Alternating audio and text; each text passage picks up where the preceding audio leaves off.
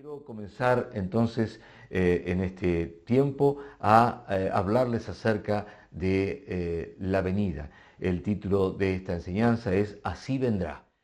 Los cristianos tenemos una esperanza y esa esperanza está puesta en que la promesa de un Mesías se cumplió y habitó entre nosotros aquí en la tierra. Por lo tanto, también podemos tener nuestra esperanza, fundamentar nuestra esperanza en que Él volverá por nosotros. Vamos a ir al libro de Hechos, libro de Hechos capítulo 1, versículo 10, y dice así: y estando ellos con los ojos puestos en el cielo, entre tanto que Él se iba, he aquí se pusieron junto a ellos dos varones con vestiduras blancas, los cuales también les dijeron: varones Galileos, ¿por qué estáis mirando el cielo? Este mismo Jesús, que ha sido tomado de vosotros al cielo, así vendrá como le habéis visto ir al cielo. Lo primero que quiero destacar en este pasaje es que hay una palabra muy interesante que veremos a lo largo de esta enseñanza y que tiene mucha importancia. Dice, así que este mismo Jesús que ha sido tomado, la palabra tomado de vosotros al cielo, así vendrá.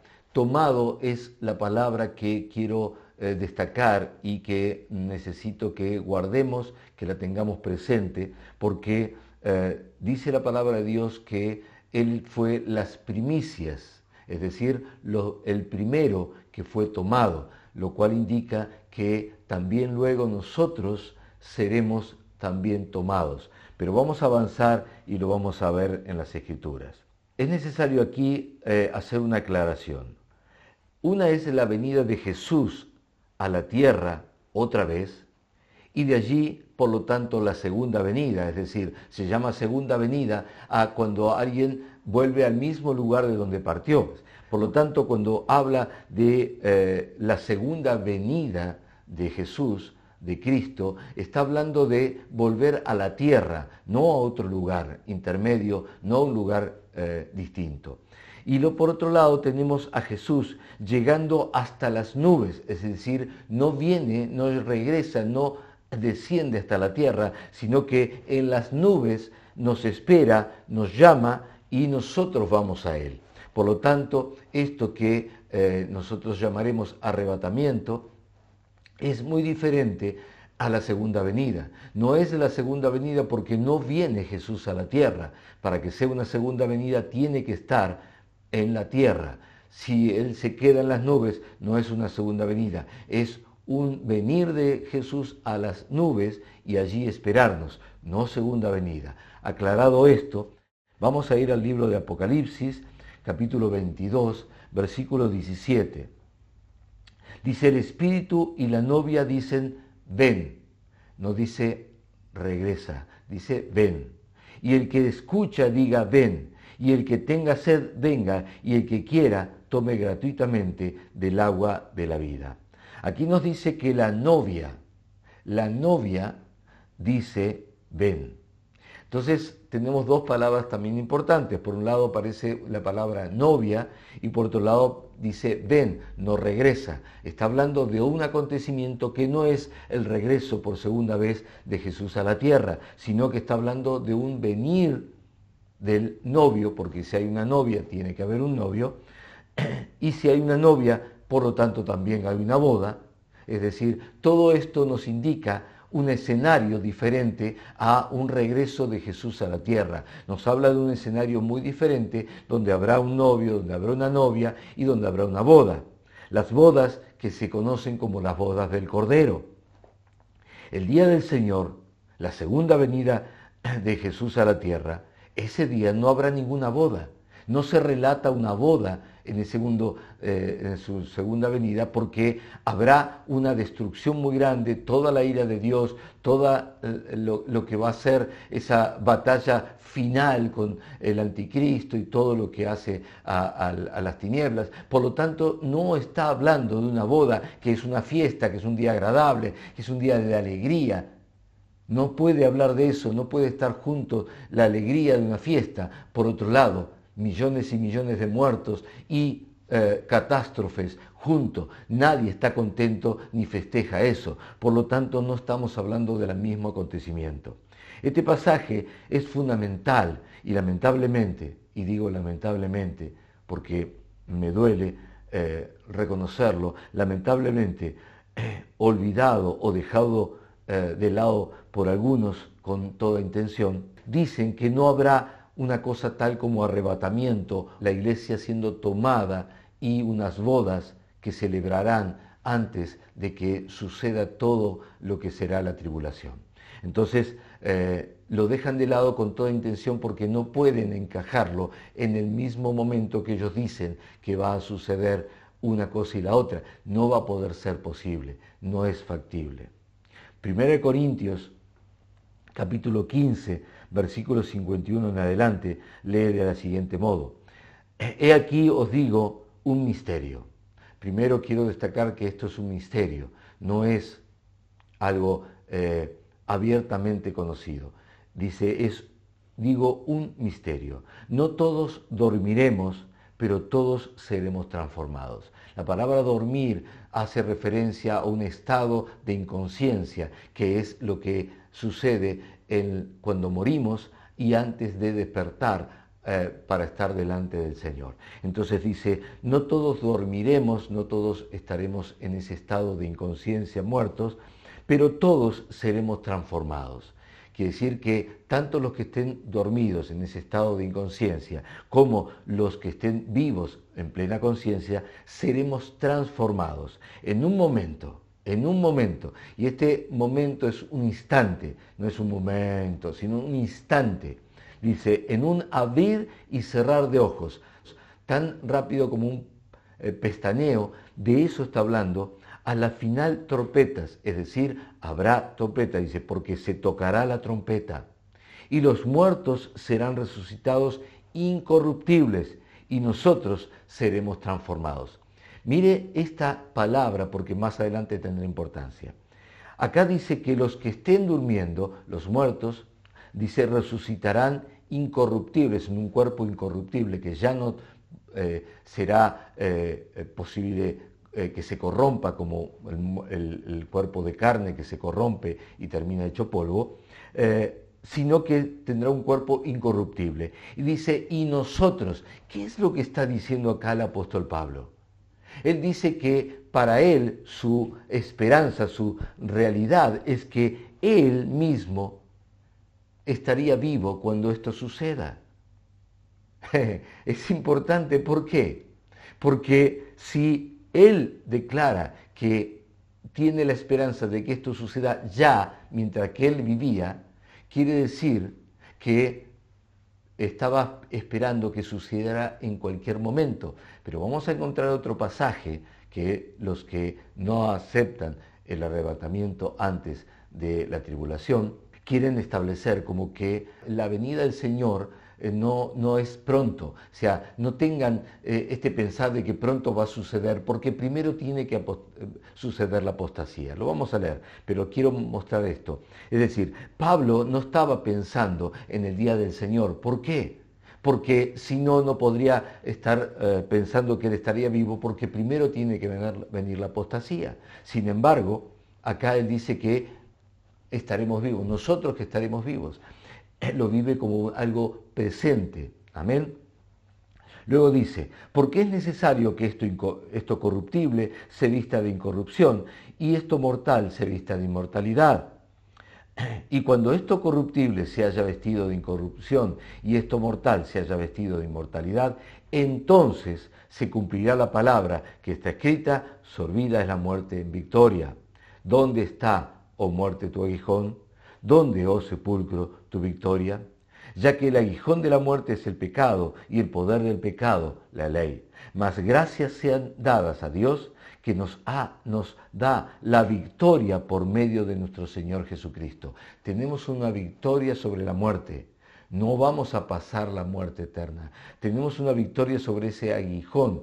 No vamos a sufrir ese aguijón. Pero también dice que La ley es el poder del pecado, ese pecado que aparece a partir de la ley como algo vivo. Entonces, lo que estamos viendo que en este tiempo en el que nosotros vivimos, la ley ya no establece, ya no está vigente con todo el poder que el pecado trae sobre los pecadores, sino que ahora hay un estado de gracia por el cual nosotros podemos ser libres de toda la maldición de la ley.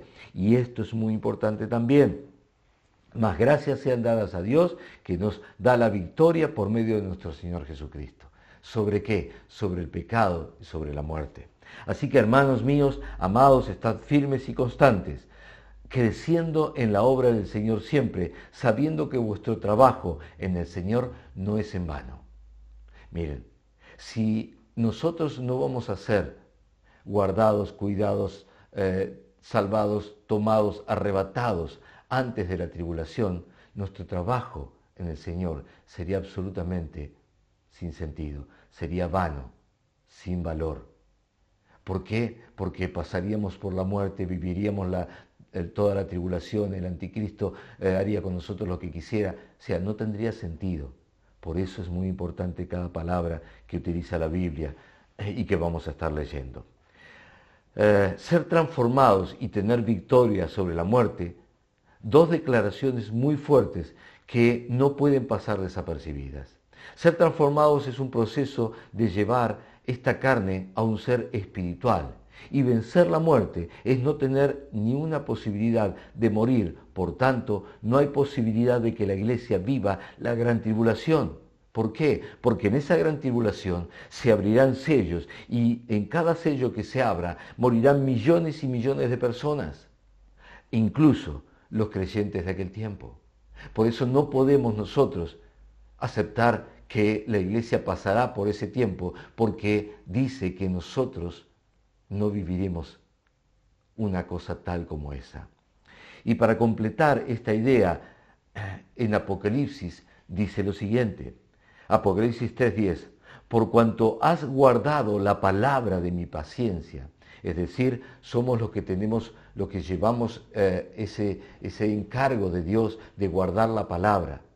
A nosotros se nos encargó la palabra de la reconciliación. Nosotros somos los que llevamos el encargo de guardar la palabra. Entonces le dice a la iglesia, por cuanto has guardado mi palabra, has guardado la palabra de mi paciencia. ¿Qué es la palabra paciencia? Es cuando Dios dice, voy a esperarlos, voy a tener paciencia con ellos que son pecadores y voy a darles mi gracia para salvarlos a pesar de que son pecadores. Es decir, Dios extendió su gracia, es en la paciencia de Dios sobre nosotros. Entonces dice, guardaste la palabra de mi paciencia, es decir, de mi tiempo de paciencia, de mi tiempo de gracia, podríamos decir. Yo también te guardaré de la hora de la prueba. Amados, si Dios nos va a guardar de la hora de la prueba, no vamos a pasar por la prueba. No vamos a pasar por una prueba que viene, que ha de venir sobre el mundo entero. No es una prueba personal, no es que estemos pasando nosotros por una prueba en lo personal, es una prueba global, una prueba que vendrá sobre el mundo entero. No está hablando de una prueba que tengamos que pasar ahora por alguna circunstancia en particular que nos fortalecerá y nos sacará mucho más fuertes, sino está hablando de la prueba global, la prueba que vendrá sobre todo el mundo. ¿Para qué? Para probar a los que moran sobre la tierra. Es una prueba que vendrá sobre aquellos que quedarán en la tierra después de que la iglesia haya sido llevada. Guardar de una prueba que vendrá sobre el mundo, pero no sobre la iglesia. ¿Por qué? Pues será guardada de esa prueba. La iglesia será guardada. Los que guardamos la palabra de su paciencia en este tiempo de gracia, no seremos probados en ese tiempo. Juan 14, 2 y 3 dice así, en la casa de mi Padre muchas moradas hay. Si así no fuere, yo lo hubiera dicho. Este es Jesús hablándoles a sus discípulos en un tiempo muy cercano a el momento en que Él sería tomado y llevado a los cielos. Dice, voy pues a preparar lugar para vosotros. Déjeme hacer un paréntesis aquí muy interesante. ¿Cómo eran las bodas en los tiempos de Jesús? La costumbre en aquellos tiempos era la siguiente. Primero había un compromiso, es decir, el novio y la novia se comprometían a unirse en matrimonio, a hacer un voto, un pacto delante de Dios de vivir juntos a la manera en que Dios lo establecía. Luego de este compromiso a llevar ese voto adelante, el novio se iba por un año, no veía más a la novia, se iba por un año con dos propósitos. El primero, se iba a su casa, a la casa de sus padres, a la casa de su padre. Allí comenzaba a construir una habitación para llevar luego a su esposa. El padre velaba y miraba cómo iba todo ese proceso y le decía en el momento en que ya estaba todo listo a su hijo, ve por tu novia, ve por tu esposa. ¿Me va siguiendo hasta allí? También era el momento, ese año, en que el novio se iba y dejaba a su novia sola. Ese año era el momento en que se probaba la novia. ¿Cómo la probaba? Para saber si había sido fiel o no. Porque en un año, obviamente, si había sido infiel y estaba embarazada, se vería el hecho de que estaba embarazada. Es decir, en ese año la novia era probada en cuanto a su fidelidad. Así que teniendo en cuenta estas dos cosas, vamos ahora a entender lo que Jesús está diciendo. Él dice, yo ahora me voy a dejar a mi novia sola, la novia era de la iglesia, va a quedar sola y va a ser probada en su fidelidad. Pero también me voy a la casa de mi padre, que es lo que dice aquí, en la casa de mi padre, voy a la casa de mi padre a preparar esa habitación para llevar a mi novia, a mi esposa, la cual son ustedes. Voy a ir a prepararles habitación. Le voy a ir a preparar una habitación. Y cuando mi padre diga que ya está lista, entonces volveré por ustedes. Volveré por mi esposa. No la voy a dejar. ¿Cómo dejaría a su esposa que pase por tribulación y mueran o lo que sea? Él viene por su esposa para cumplir su promesa. ¿Cuál es su promesa? De un pacto, es decir, de un matrimonio, de una boda con ella. Entonces viene por su novia, es decir, la iglesia, concreta su promesa de una boda con ella y se la lleva a la casa de su padre, a la habitación que le preparó. Se la lleva, no la deja, se la lleva. Ese es el principio, se la lleva a la casa de su padre. Luego vendrá toda la tribulación, la ira del padre con los que no quisieron ser parte de esa boda, no aceptaron al novio. ¿Me va entendiendo qué principio básico que ya estaba en las costumbres bíblicas porque nosotros necesitábamos entender desde ese principio lo que Dios iba a hacer con Jesucristo y lo que Jesús iba a hacer con la iglesia? ¿Me va entendiendo esto? Es muy importante porque los que no aceptan el arrebatamiento dejan de lado todas estas cosas con una intención muy clara, que no quede esto establecido como la base de lo que Jesús vino a hacer. Ahora sí, sigamos. Y si me fuere y os preparara el lugar, se va a preparar un lugar ¿para quién? Para la esposa. Vendré otra vez.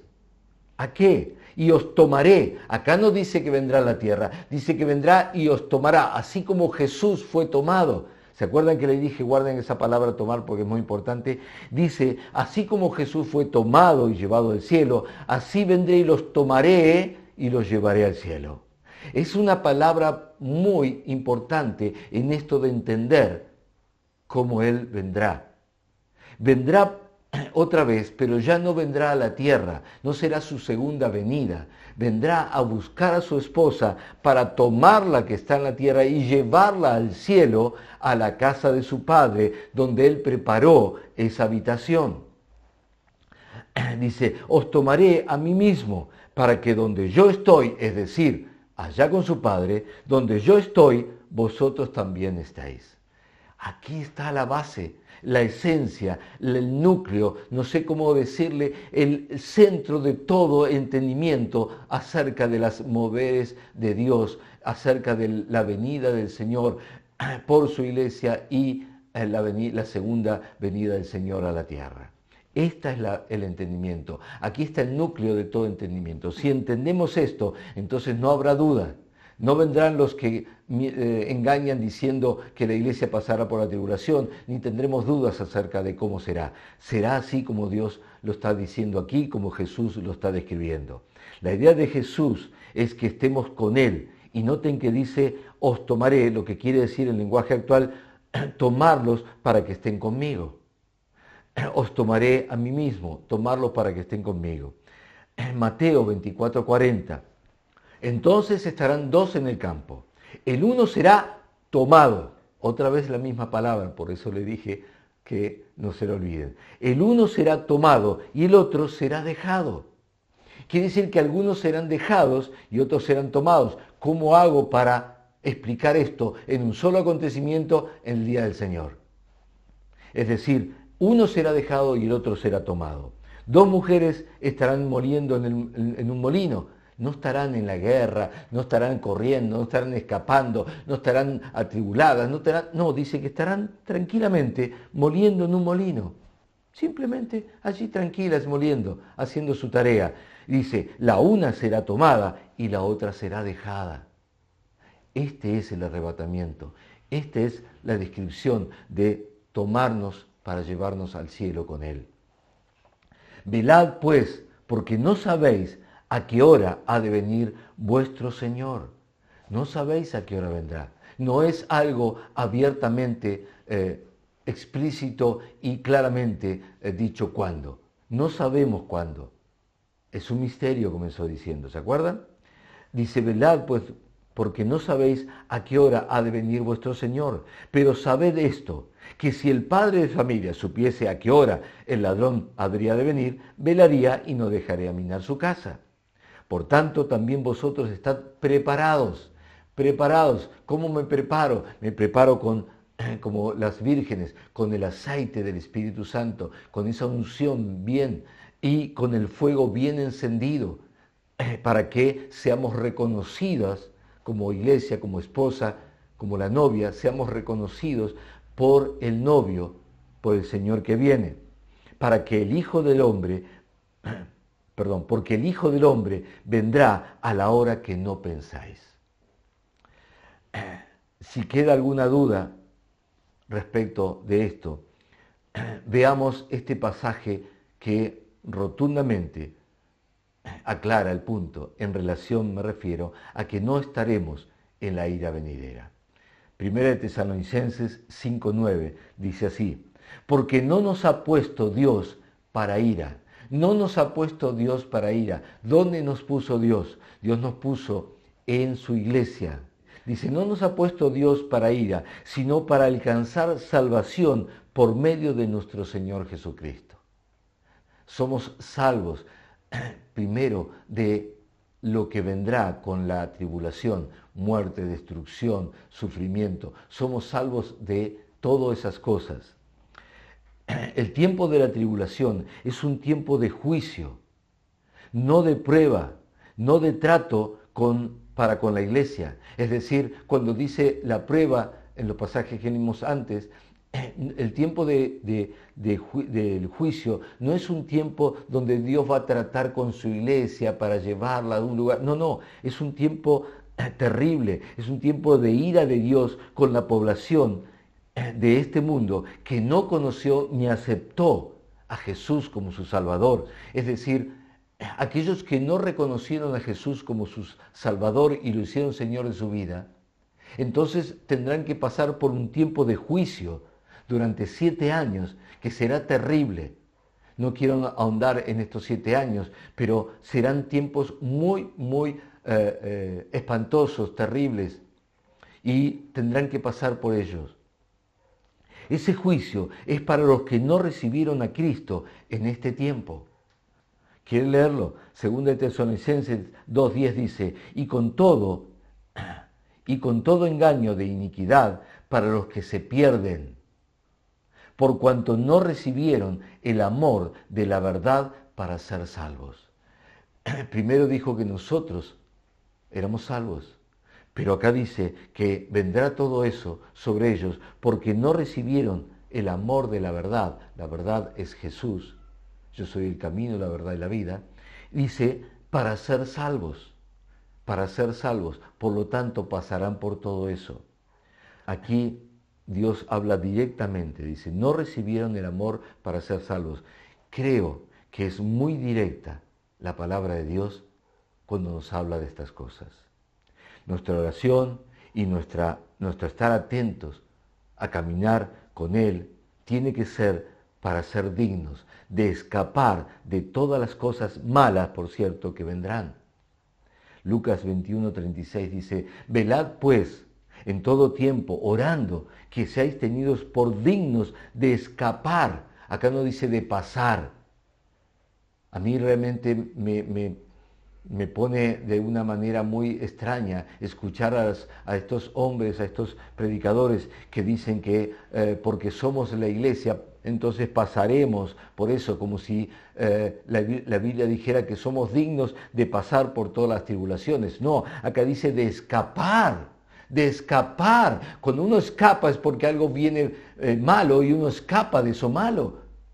No es para escapar para quedarse a sufrir todo eso. La palabra es clara, dice, dignos de escapar de todas las cosas que vendrán. Hermanos, no hay posibilidad de encajar en este versículo que la iglesia, los que realmente recibieron a Cristo en su corazón, vayan a pasar por todas esas cosas que vendrán. Acá dice todo lo contrario. No entiendo qué Biblia están leyendo, pero no dice eso la Biblia que tenemos nosotros. Nuestra Biblia dice claramente que vamos a ser considerados dignos de escapar de todas esas cosas que vendrán y de estar en pie delante de Hijo del Hombre. De pie delante de Hijo del Hombre, dignos de estar delante de Él. Esto es lo que dice la palabra de Dios. Amados, para entender este principio de Dios, arrebatado del juicio, es decir, para entender este principio de Dios, arrebatando del juicio a su iglesia, basta con mirar solamente la historia de Lot. Basta con mirar la historia de Lot. Todo lo que se escribió antes para nuestra enseñanza, aprendizaje se escribió. Entonces, si yo miro la historia de Lot, ¿qué puedo aprender de Lot? ¿Qué puedo aprender de esa historia? Bueno, lo que puedo aprender es que ellos vivían en una ciudad donde la corrupción era terrible. Algo así como lo que sucederá en los tiempos en que se produzca el arrebatamiento. Será la corrupción de tal manera que llega un momento en que entonces el Señor nos arrebatará, nos tomará con Él y nos sacará de esta tierra de corrupción. Pero Dios no mandó un juicio sobre esas ciudades, no mandó un juicio sobre esa tierra, hasta que Lot y su familia salieron, fueron tomados de esa tierra, fueron tomados y llevados fuera de ese lugar. Mandaron ángeles y los sacaron de ese lugar, los tomaron de ese lugar y los sacaron. Entonces recién ahí, cuando ellos ya estaban a salvo, fuera de ese lugar, entonces recién ahí vino el juicio. Del mismo modo, nada hará Dios hasta que todos sus hijos amados salgamos de este mundo de maldad y de corrupción, el cual sufrirá sin duda la ira de Dios. ¿Pueden verlo? Segunda de Tesalonicenses dice, nadie os engañe en ninguna manera, porque no vendrá sin que antes venga la apostasía y se manifieste el hombre de pecado, el hijo de perdición, el cual se opone y se levanta contra todo lo que se llama Dios o es objeto de culto, tanto que se sienta en el templo de Dios como Dios, haciéndose pasar por Dios. Amados, aquí es muy importante saber que los que dicen que la iglesia pasará por la tribulación, toman este pasaje y dicen, porque el versículo anterior dice, en cuanto al día del Señor, nadie os engañe. Y yo quiero decirte algo, después vamos a seguir leyendo, pero yo quiero decirte algo. Lo que está diciendo aquí es el día del Señor. El día del Señor, como dijimos al principio, es el día que Jesús vuelva a la tierra para establecer su poder, señorío y reino y a vencer definitivamente a todos los que se levantaron contra todo lo que es Dios, como dice aquí, contra todo lo que significa Dios y quisieron tomar el lugar de Dios. Es decir, va a venir a derrotar al diablo y todas sus huestes. Ahora, está hablando de ese día, no está hablando de cuando Jesús venga como el novio a buscar a su novia, a su esposa. No está hablando de eso.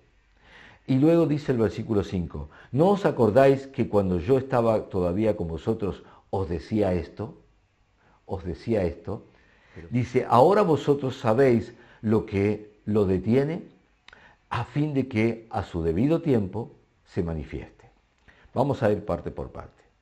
La iglesia, por medio de ser el lugar donde habita el Espíritu Santo, es decir, el Espíritu Santo vino a estar en la iglesia, nosotros somos la iglesia, tú eres la iglesia, por lo tanto, ese lugar donde habita el Espíritu Santo somos nosotros.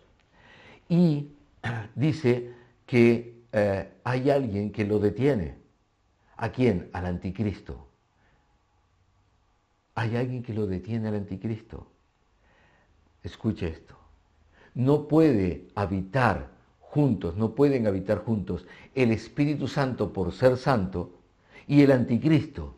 No pueden habitar en un mismo lugar a la vez. Es imposible. Es imposible. Para que se manifieste el anticristo, tiene que suceder algo. El Espíritu Santo debe irse de ese lugar. Si no, el anticristo nunca podrá venir. Mientras que esté el Espíritu Santo aquí, y está porque estamos nosotros, no va a poder manifestarse el anticristo. No va a poder manifestarse porque es lo opuesto al Espíritu Santo. Por lo tanto, no va a poder. Y claro, el Espíritu Santo es más poderoso. Por lo tanto, no puede manifestarse. Se tiene que retirar el Espíritu Santo. ¿Cuándo se va a retirar el Espíritu Santo? Cuando nosotros seamos tomados, la iglesia sea tomada y llevada con Jesús, el esposo, a la casa de su Padre. Así como sucedió para que el pecado de toda la humanidad viniese sobre Jesús allí en la cruz. ¿Se acuerda? En un momento, todo el pecado de la humanidad fue puesto sobre la vida de Jesús.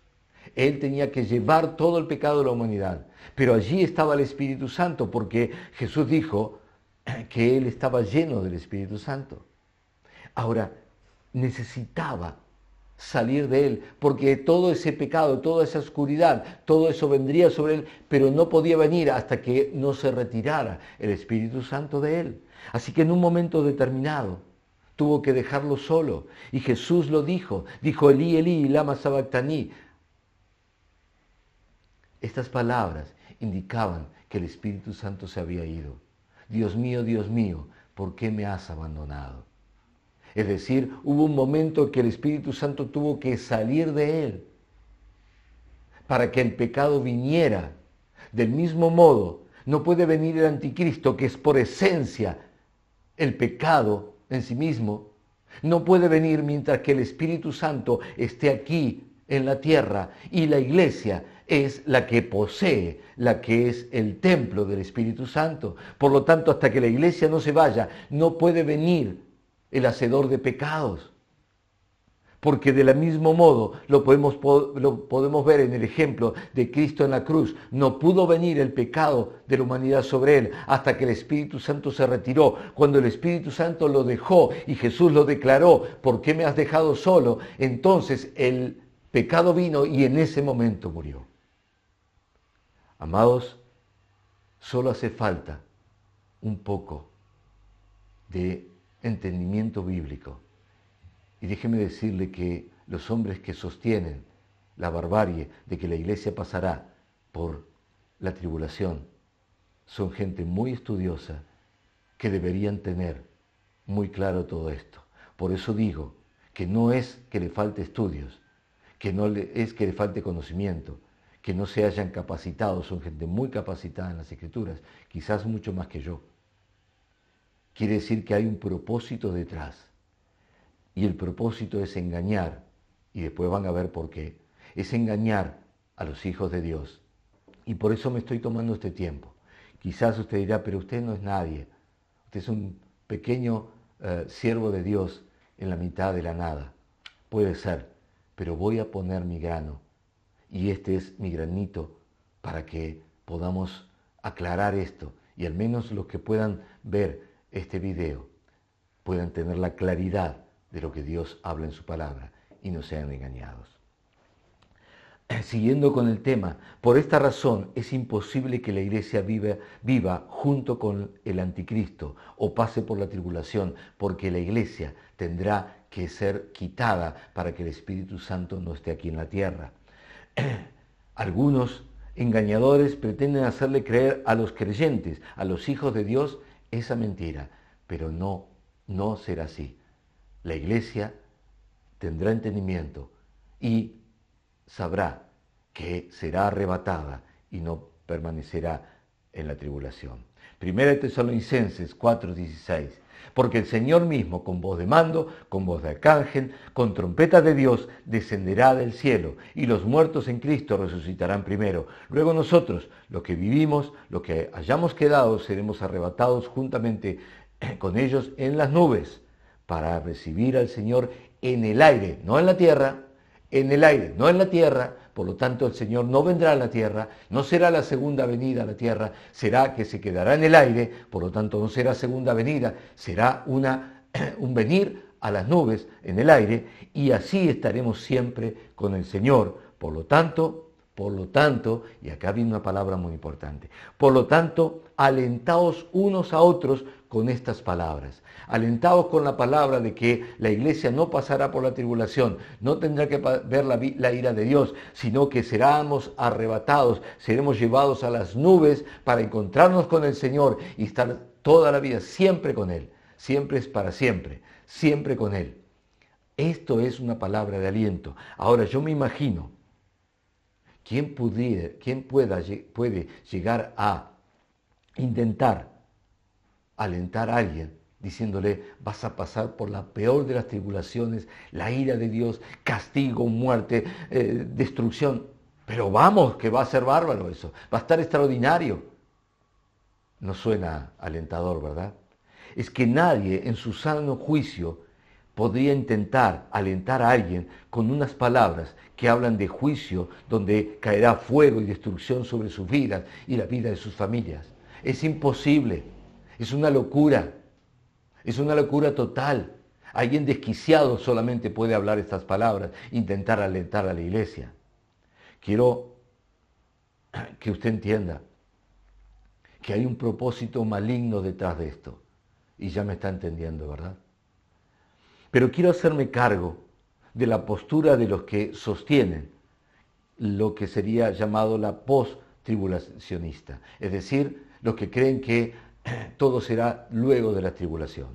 Quiero hacerme cargo, no quiero dejarlo en mi postura y punto. No voy a ir a la postura de ellos, voy a pasar pasaje por pasaje, porque los he escuchado, los he estudiado con detalle lo que presentan como fundamentos para sostener lo que sostienen. Así que me voy a hacerme cargo y voy a ir pasaje por pasaje para demostrarles la mentira, el engaño y la sutileza con que sacan de contexto las cosas para luego poder sostener lo que sostienen. Esta postura post-tribulacionista, esta postura sostiene que la iglesia pasará por la tribulación. Algunos argumentan que a pesar de ello serán cuidados, guardados por Dios. Otros ya están asegurando que no solo pasarán, sino que además aseguran que muchos creyentes serán asesinados por el anticristo. Terrible, verdaderamente terrible. Lo peor es que su postura es de definir como un ignorante aquel que cree lo que la palabra de Dios declara, que la iglesia no estará presente en la tribulación. A cualquiera que no piense de la manera en que ellos piensan, lo declaran ignorante. Esto es la manera que el diablo actúa. Un hijo de Dios no toma una postura y declara ignorante a otro. Tiene amor, tiene paciencia, tiene misericordia. Por lo tanto, ya muestran que no hay una realidad de un Cristo en sus corazones, porque llamar ignorante a otro ya es hablar palabras que ofenden, que lastiman y no edifican. Y la Biblia dice que de nuestra boca tienen que salir palabras que edifiquen. Ahí ya usted está tomando la primer señal de que dentro de ellos no hay un Espíritu Santo, sino un espíritu de engaño, de mentira. Yo quiero decirles y librarlos de cualquier pensamiento como ese, que podemos estar tranquilos y seguros de lo que Dios nos ha concedido, y que lo que Dios nos ha concedido es que no nos puso para ira, que no pasaremos por la tribulación y que seremos rescatados del desastre, la tribulación que viene. Vayamos entonces a los pasajes que ellos usan. Primer gran error. Mateo 24, 29 al 31.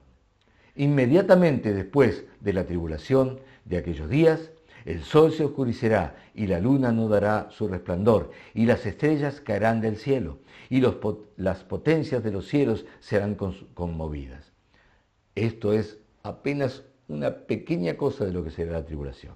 Entonces aparecerá la señal del Hijo del Hombre en el cielo, y entonces lamentarán todas las tribus de la tierra y verán al Hijo del Hombre viniendo sobre las nubes del cielo con poder y gran gloria. Y enviará sus ángeles con gran voz de trompeta y juntará a sus escogidos de los cuatro vientos desde un extremo del cielo hasta el otro. Amén. Primer error de ellos. Acá dice que luego de toda la tribulación vendrá todavía algo peor, y entonces aparecerá la señal del Hijo del Hombre en el cielo, es decir, la señal de Jesús viniendo. Y dice, y lamentarán las tribus de la tierra, lamentarán las tribus de la tierra. A la iglesia no se le llama tribu, porque no hay diferencia entre judío, griego, gentil, son todos uno, la iglesia. No somos tribus, somos la iglesia de Dios. No está hablando de la iglesia, está hablando de tribus, está hablando de cosas separadas. Pero cuando Jesús vino y comenzó el tiempo de luego de Pentecostés de la iglesia, ya desaparecieron las tribus. Ahora todos somos uno en Cristo, la iglesia del Dios viviente. No habla de tribus, no estamos separados, somos una unidad. Por lo tanto, no está hablando de nosotros, está hablando de un tiempo donde volverá a haber tribus, no la iglesia. Hermanos, ya hay un error terrible de interpretación bíblica, y podríamos hablar de muchas cosas más, pero vamos a dejarlo solamente ahí. Así que ya no está hablando de nosotros. Segundo, dice que ellos confunden a los escogidos en tiempo de tribulación con la iglesia, que son los llamados. Los llamados son aquellos que fueron llamados, ¿sí?, a pertenecer, a ser parte de la iglesia. Aquí habla de algunos que serán escogidos porque aún en medio de la tribulación se sostendrán creyendo en el Señor. No por gracia, sino por obras. No por gracia, sino por obras. Pasarán por un juicio de acuerdo a las obras que hicieron, y entonces ese juicio los determinará como los que escogió Dios de acuerdo a sus obras para que también estén allí. Pero son dos momentos muy diferentes. Allí habla de tribus, y la tribu no es, y repito, no es la iglesia. La iglesia no está dividida en tribus, la iglesia es una sola, el cuerpo de Cristo, uno solo. No hay tribus. Así que aquí hay un error garrafal, un error terrible.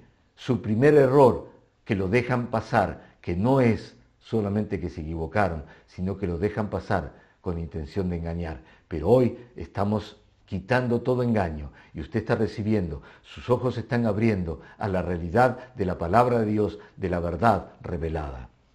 La Biblia enseña que en el tiempo de la tribulación se seguirá predicando a Cristo y muchos creerán en Él, pero no será la iglesia de la gracia, porque ellos creerán y tendrán que ser salvos por obras, por obras.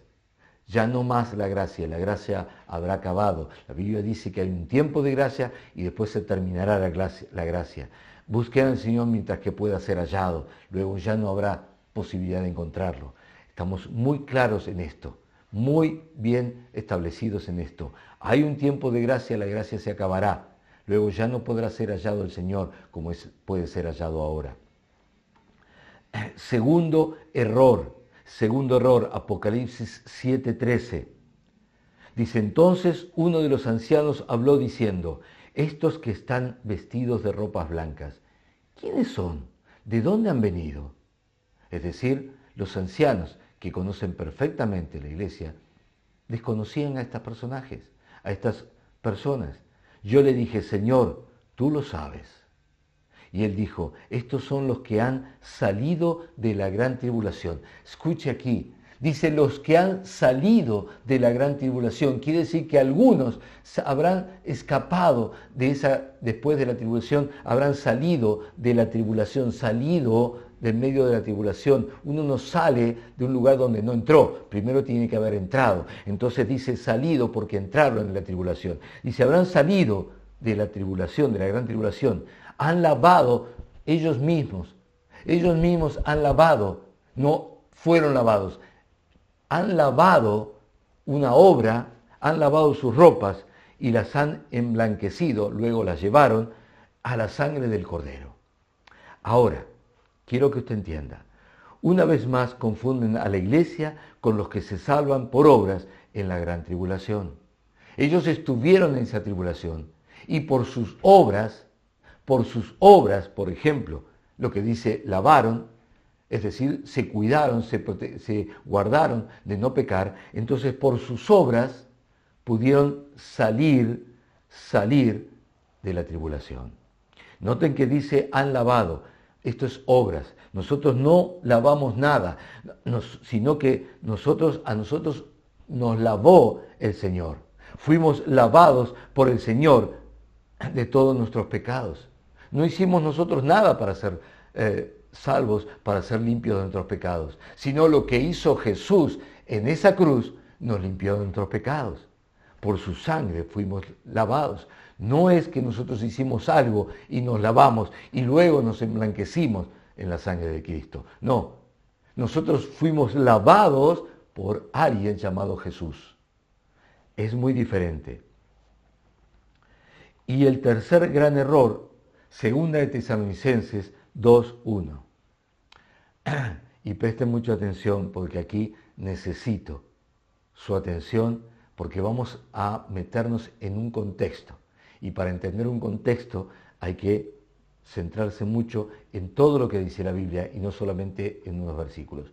Todo lo que dice la Biblia. Vamos a segunda de Tesalonicenses 2:1. Dice, pero con respecto a la venida del Señor Jesús, ¿de qué está hablando?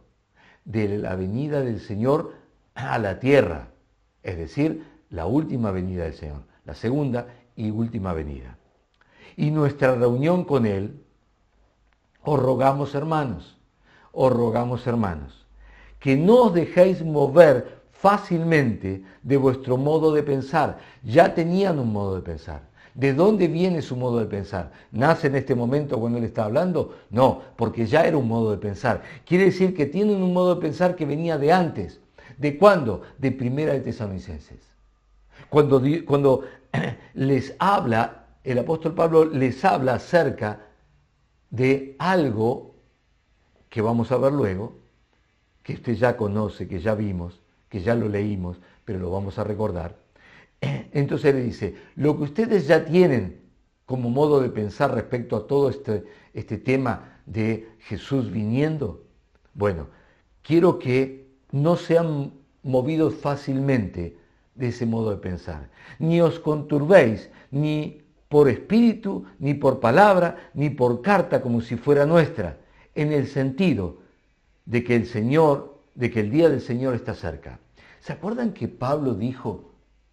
¿Se acuerdan que Pablo dijo que él estaría vivo cuando viniera el Señor? Ahora, ¿estaba hablando del mismo día?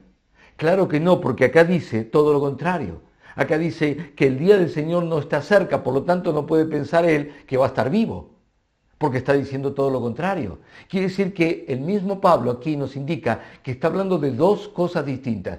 Una es la venida del Señor, la segunda venida, y otra lo que habló antes en 1 Tesalonicenses, que era el arrebatamiento. Esa venida del Señor en las nubes que les habló antes. Entonces dice, el día del Señor no está cerca. Claro que no está cerca. ¿Por qué? Porque primero tiene que venir la apostasía.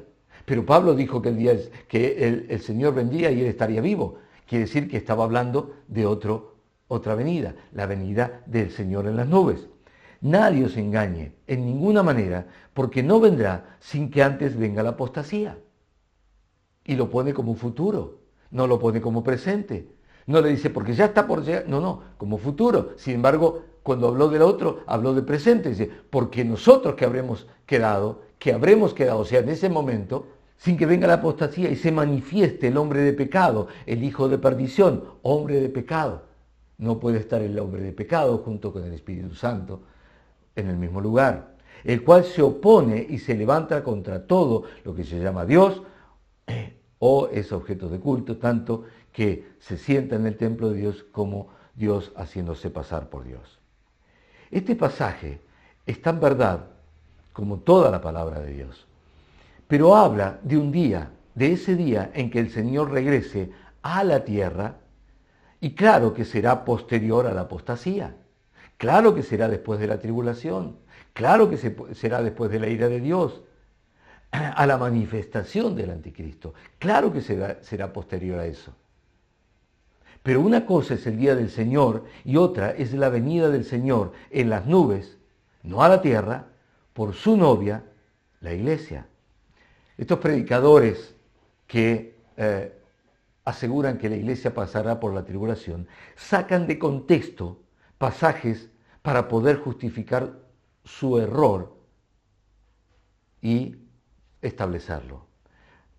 ¿Qué es lo que sacan de contexto? Bien, vamos a verlo. En la primera carta de los tesalonicenses, Pablo les explica la reunión con el Señor en las nubes. Pablo habla de esa primera reunión con el Señor. La primera reunión es cuando Jesús venga en las nubes y nosotros seamos arrebatados, tomados para encontrarnos con el Señor en las nubes. Eso explica Pablo a la iglesia en la primera carta a la iglesia de Tesalónica. Ahora, en la segunda carta a la iglesia de Tesalónica, les aclara un error que como a estos post-tribulacionistas les ocurre, o a estos predicadores de la mentira, como a ellos les ocurre, les estaba pasando también en aquel tiempo. Es decir, gente, predicadores, maestros falsos, que enseñaban que todo eso iba a pasar la iglesia, ya estaban desde los tiempos de Pablo. Ya desde los tiempos de Pablo había quienes escribían o decían que el Espíritu había hablado o todas esas cosas, diciéndoles que la iglesia iba a pasar por la tribulación y que ya estaba cerca el día del Señor. Otros dicen que estamos viviendo la tribulación. Se va a encontrar con algunos que se llaman testigos que hablan de que ya estamos viviendo el tiempo de la tribulación y que solo se van a salvar 120. Entonces, el punto es que Pablo tiene que aclarar esto, y entonces les dice, no se dejen mover de su manera de pensar, que es la que yo les expliqué en la primera carta que les envié. No se dejen mover, porque el día del Señor no está cerca, ni siquiera estamos en la tribulación, no está cerca. Esto les está diciendo. Ya les expliqué cómo sería. Y noten este esquema de explicación o de comunicación de Pablo. Porque Pablo les dice, ya les expliqué, ya tienen ustedes un modo de pensar respecto a esto, porque yo se los expliqué antes. Ahora no se dejen mover por estos que engañan, no se dejen mover de esa manera de pensar, porque en la primera carta les expliqué cómo era. Ahora no se dejen engañar por ellos, como si el día del Señor estuviera cerca. No está cerca. Primero tendrá que pasar todas estas cosas que todavía no pasaron ni están pasando. Entonces ahora les aclara que el día del Señor no está cerca. Pues si así fuera, ya hubiera o se hubiera cumplido lo que les dije en ese momento, que el Señor hubiese venido a las nubes, hubiésemos sido arrebatados, la iglesia no estaría acá, entonces sí, el día del Señor estaría cerca. Pero todavía eso no pasó. Por eso es muy importante entender el contexto. ¿Y cómo es el contexto? No son 2 versículos para arriba y 2 versículos para abajo. Es, si hay 2 cartas a la iglesia tesalónica, tengo que leer las 2 cartas y entender el contexto de las 2 cartas. Porque lo que está hablando la segunda es la aclaración de algo que ya dijo en la primera y se está cometiendo un error por algunos intencionalmente y la iglesia podía ser confundida. Ahora quiero ir directamente a lo que yo llamo una barbaridad teológica.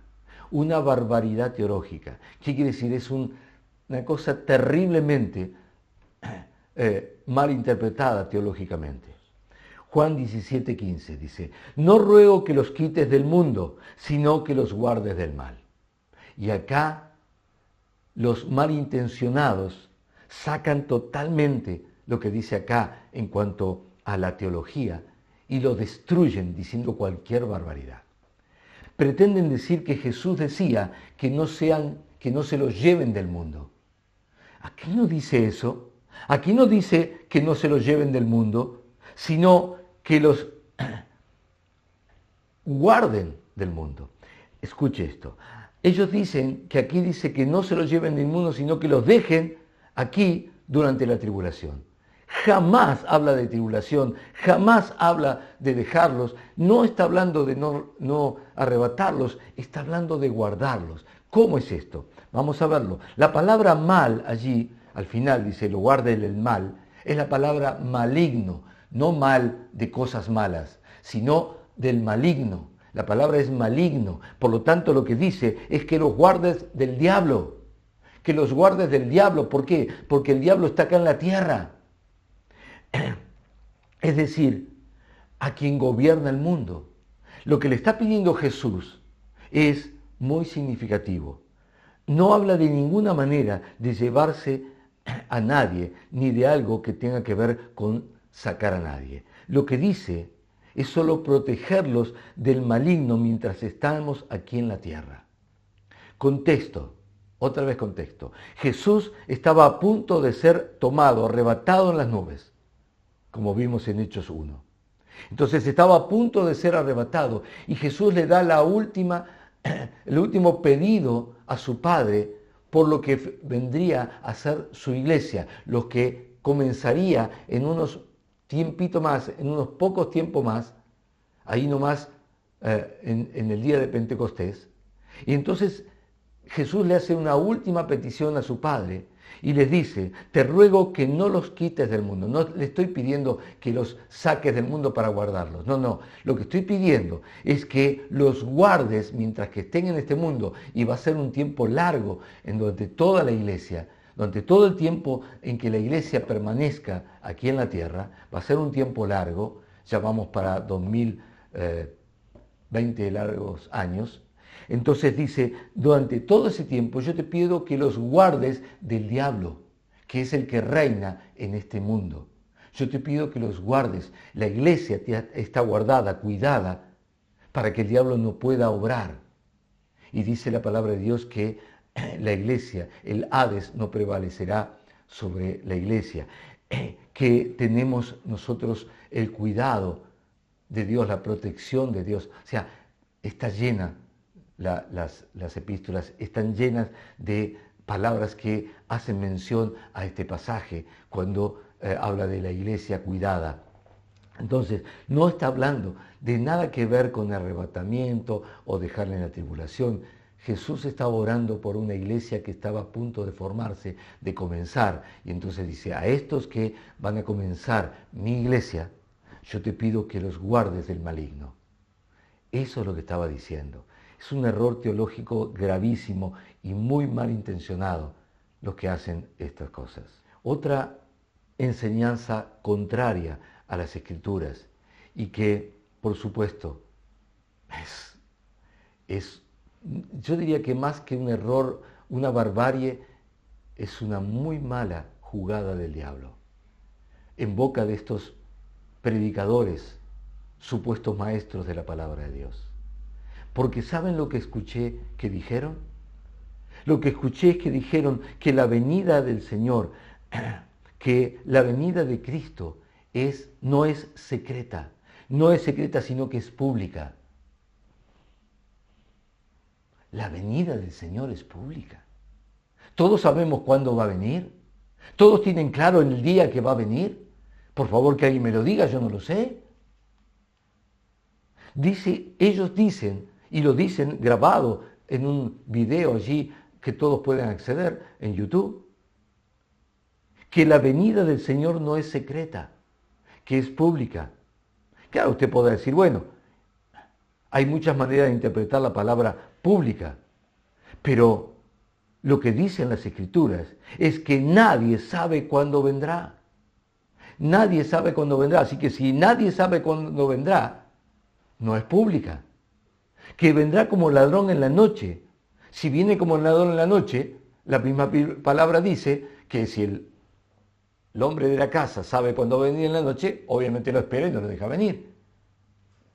Por lo tanto, nadie sabe cuándo va a venir. No puede ser pública. Es absolutamente imposible de que alguien pueda sostener que la venida del Señor es pública.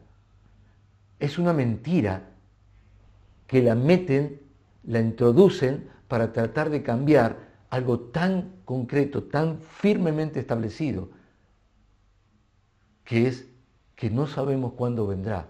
Solo el Padre en su potestad decide cuándo. Y tomando lo que les enseñé acerca del novio, el novio está preparando la habitación y solamente el Padre le dice, bueno, ya está lista, ahora tiene que ir. Ni el novio sabe cuándo va a venir. Amados, es satánica toda enseñanza que dice que la iglesia pasará por la tribulación. El más grande engaño del diablo. Dios le dijo a Adán que si comía del árbol prohibido, ciertamente moriría. El diablo le dijo a Adán y a Eva, no morirás. Contradecir la palabra de Dios es la meta del diablo. Engañar para que los hijos mueran y no tengan vida eterna. Ese es el más grande engaño del diablo. Engañar a los hijos de Dios para que no puedan alcanzar la vida eterna, sino que mueran. Y en esto que estos predicadores tratan de introducir, y lamentablemente lo están haciendo muy fuerte en la iglesia, está este mismo engaño. El gran peligro de esta falsa enseñanza de que la iglesia pasará por la tribulación está en el mismo engaño de contradecir lo que Dios ha dicho. Si dejamos que estos engañadores sigan con esta doctrina estableciéndola, lo que acontecerá es que muchos dirán, por ejemplo, no vale la pena, entonces, ¿para qué creer en Jesús? ¿Para qué aceptar su salvación si vamos a vivir lo mismo que, por ejemplo, vivirán los judíos que rechazaron a Jesús? Que los que no aceptaron a Jesús ni el amor de Jesús para sus vidas. Porque entonces pensarán, ¿para qué sirve todo eso si todos pasaremos por la misma tribulación, la misma ira, la misma muerte, las mismas cosas terribles? ¿Para qué aceptarlo? Pasémoslo y después vemos qué hacemos. Es decir, lo que quiere el diablo es quitar de los hijos de Dios la posibilidad de que acepten y se mantengan en esa postura, en ese modo de pensar, dijo el apóstol Pablo en la segunda carta a los tesalonicenses, ese modo de pensar, de saber que Cristo vino y Cristo viene por su iglesia. Pero quiero cerrar esta enseñanza de hoy proclamando y estableciendo la verdad de las Escrituras. Cristo vendrá en las nubes a llevar a su iglesia y a celebrar con ella unas bodas denominadas las bodas del Cordero. Luego las llevará a su casa, a la casa de su Padre, a la habitación que Él preparó para habitar con Él, en ella, en un perfecto pacto que hará, llamado matrimonio santo. El Señor vendrá por su novia, por su esposa, celebrará la boda del Cordero y con su esposa se irán a esa habitación en la casa de su Padre para vivir en la eternidad. Amados, arrebatar, tomar para sí mismo o ser llevados son palabras similares que hablan de cómo el Señor salvará, rescatará de esa tribulación terrible a su iglesia. Ese tiempo de arrebatamiento que está por llegar, sí, está muy cerca. Ese sí está muy cerca. Así como lo sentía Pablo y decía, nosotros que hayamos quedado, así lo tenemos que sentir nosotros. Esa es la manera de pensar, esa es la manera en que nosotros debemos vivir la esperanza de la venida del Señor por su iglesia. Y será justo antes de que venga la apostasía, no después de la apostasía, sino justo antes de que venga la apostasía. Luego que la iglesia sea arrebatada, sea tomada en los cielos y vaya con el Señor, entonces el Espíritu Santo dejará esta tierra y la apostasía podrá hacerse visible. El hijo de ira, el hacedor de pecado podrá manifestarse porque ya su iglesia, la iglesia de Cristo no estará acá, ya el Espíritu Santo no estará en la tierra y podrá manifestar toda su maldad tranquilamente.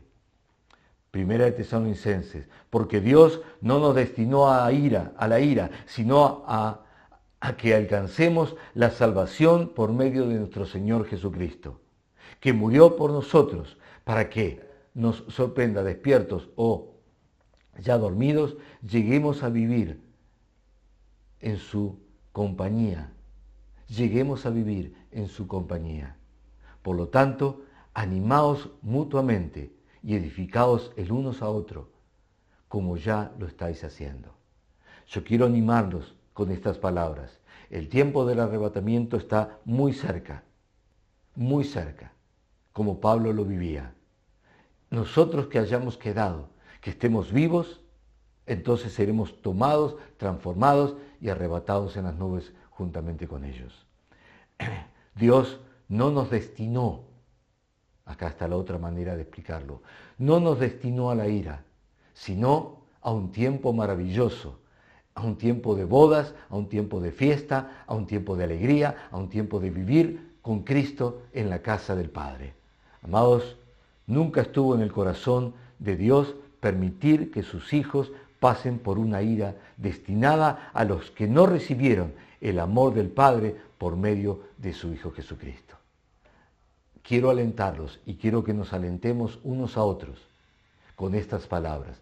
Cristo vuelve por su iglesia, está volviendo ya por su iglesia y nosotros seremos la novia en esas bodas y festejaremos, estaremos de fiesta, mientras que aquí los que no quisieron aceptar a Jesús en su corazón estarán pasando por la terrible tribulación, la ira de Dios con el anticristo.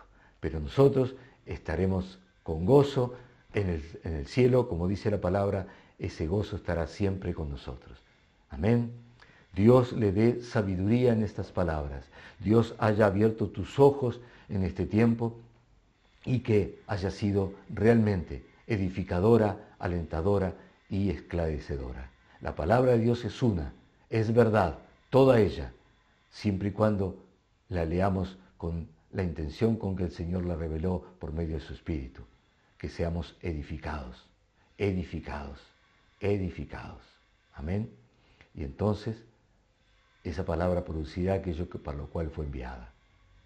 Dios les bendiga, que el Señor guarde sus corazones en la verdad que es su palabra. Bendiciones.